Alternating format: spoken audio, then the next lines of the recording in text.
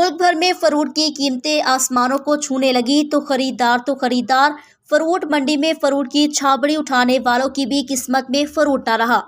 छाबड़ी उठाने वालों का कहना है, इस महंगाई के दौर में हम अपने बच्चों का पेट पाल लें या फिर 2 वक्त की रोटी कमा लें, यही काफी है। दिल बड़ा करता है आते बहन भाइयों वास्ते फ्रूट घर लेके जाइए, ऐसे काम करने के बावजूद भी ऐसे फ्रूट घर नहीं ले जा सकते हैं। महंगाई बहुत हो गई है। जुल्म बहुत करता जी, मजदूरी बहुत घट दिंदे जी अंदरों जी।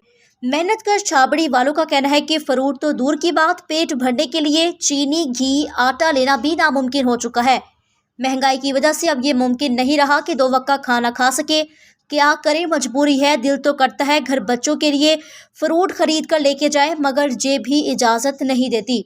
जबकि इनका कहना था कि हुकूमत को चाहिए मुल्क में फ्रूट की मसनूई महंगाई को कंट्रोल किया जाए ताकि दिहाड़ीदार तबके भी अपने बच्चों के लिए फ्रूट खरीद सके।